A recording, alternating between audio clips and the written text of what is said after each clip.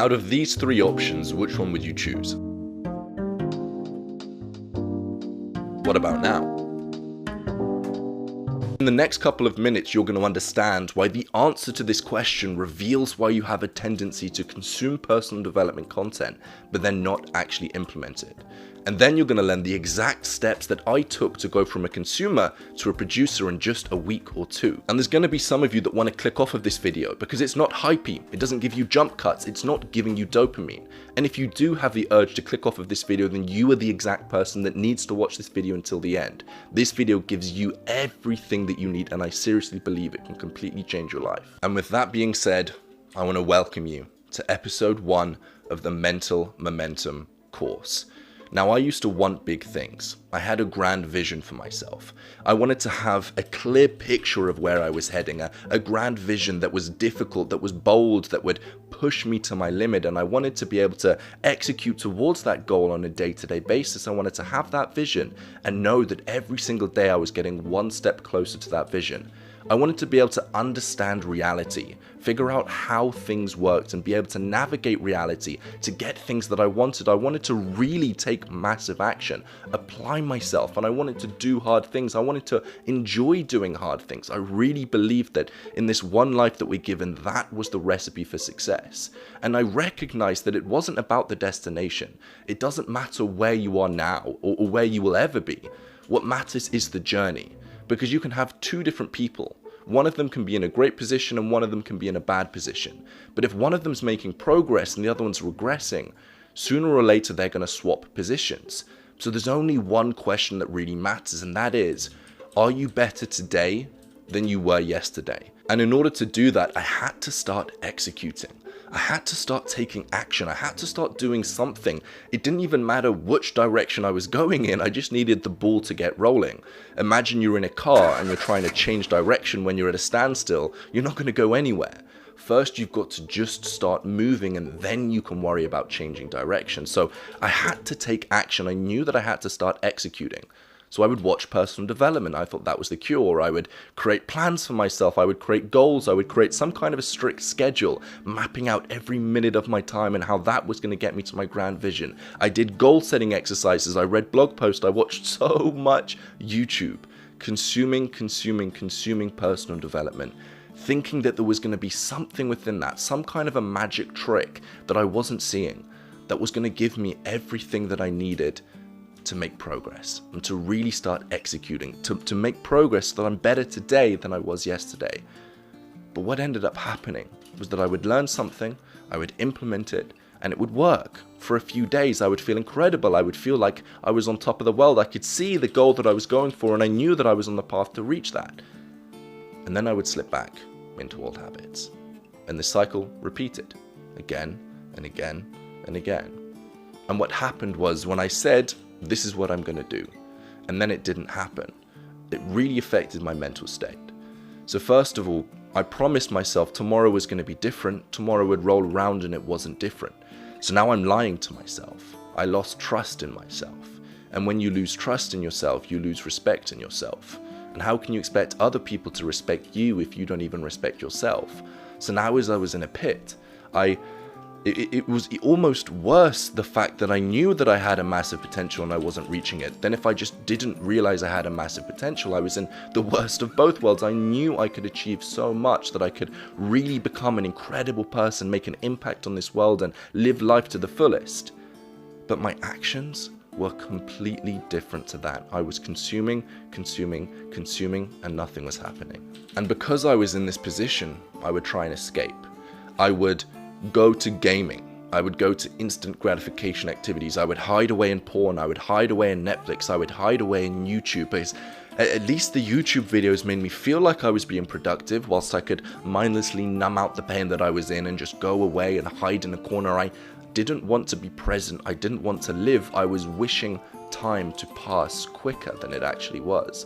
I was waiting every morning for the night to come so that I could go to sleep, because that was the only moment when I wouldn't have this feeling. And then as soon as I would wake up, I'd have a few seconds of bliss before the reality hit me, that I had this vision, I had these goals that I wanted to achieve. that my actions were the complete opposite of that. And I just didn't know how to get out of this cycle, so I thought, well, the answer must lie in personal development. And I'd learn about hacks like the 5-second rule or the Pomodoro technique, and these things are great, but I knew deep down they weren't going to cause long-term change. I knew that they were going to work for a little bit, then they were going to stop working, or worse, I was just not going to implement them. And you can't benefit from something if you don't implement it.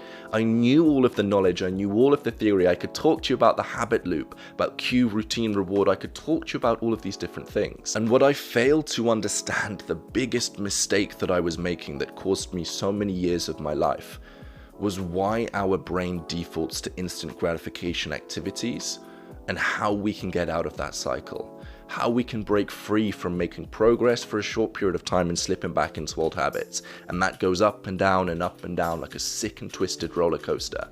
That's what I didn't understand. So in this video and in the next few videos in the Mental Momentum series, you are going to learn everything you need, and we're going to actually walk you through the steps, not just learning the theory, but actually taking incredible action together to help you go from a consumer to a producer, to help you make the transition from undisciplined to disciplined, from watching to doing, to consuming, to actually becoming the best version of yourself, using your time wisely, to recognizing you have a potential, to actually going about the process of achieving that. And here's how we're going to do that together. Dan O'Reilly ran an experiment where he had 100 MIT students pick which one of these 3 options they would purchase. And then he removed the middle option, which is obviously the useless one. It's the same price as the other one, but yet the results completely changed. So in the first example, there was an option that was completely useless. But when that was there and when it was removed, the results that people chose were completely different. And this proves one simple point. Humans do not just pick one number as a number. Everything is compared to other options. We don't just view the price as a price. We compare it to the other prices that we see. We have a default price and we compare all of the other prices to that point. It's why discounts work so well. Even if the discount is fake, even if the discount's made up, our brain anchors the value of the price to what we believe the price was before, so that when that price is reduced, we think that is absolutely an incredible deal. Our brain views everything not objectively, but relatively to the other options that we have laid out on the table. And this is exactly what's happening with dopamine. Imagine you're at a table in front of you, and there are 2 options, chocolate or carrot. Your brain's going to compare the chocolate to the carrot to which one's going to give you the most dopamine, and we're going to cover this extensively in the upcoming videos, but very simply, the brain compares the chocolate to the carrot, and 9 times out of 10, you're going to go to the chocolate, because comparatively, the chocolate gives you more dopamine than the carrot. The chocolate seems like a better option to your brain, to your default evolutionary brain, than the carrot, so you're going to go for the chocolate.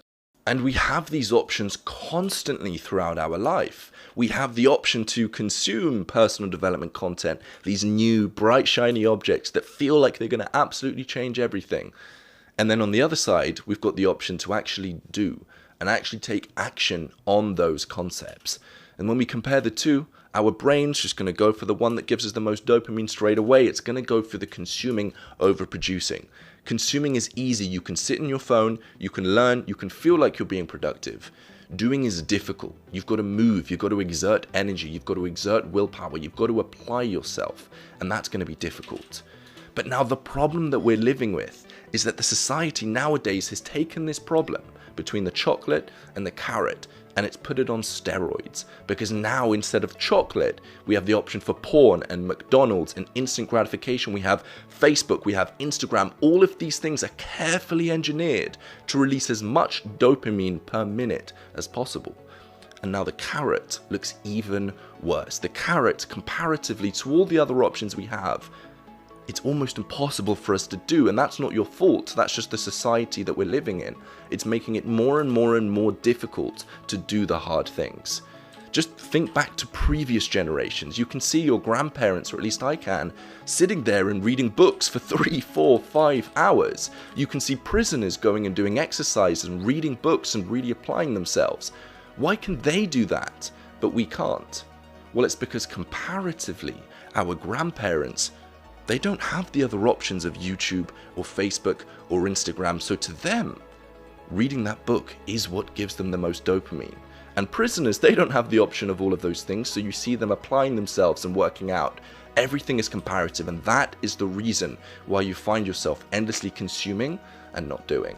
So let's solve that problem. See, our body craves stimulation. We'll get deeper into the science of dopamine and dopamine detoxing later on in this series, but for now, your body craves stimulation, and that's what gets you to move forwards. That's what gets you to take action.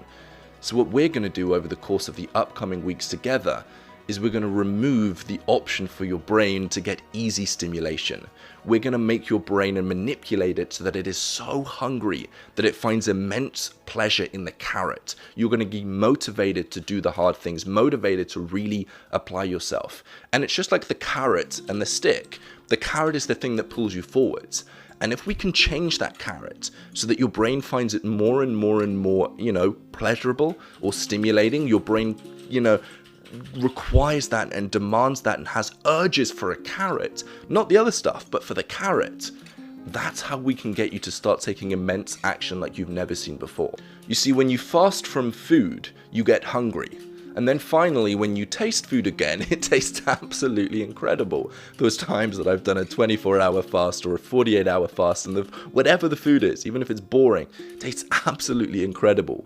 We're going to be hacking this and applying that to your brain, removing the dopamine, doing a dopamine detox, a dopamine fast, so that finally when you get it again, all kinds of dopamine feels incredible, so that doing the hard things are the things that feel absolutely incredible. And how are we going to do that? Well, that's what the Mental Momentum course is for.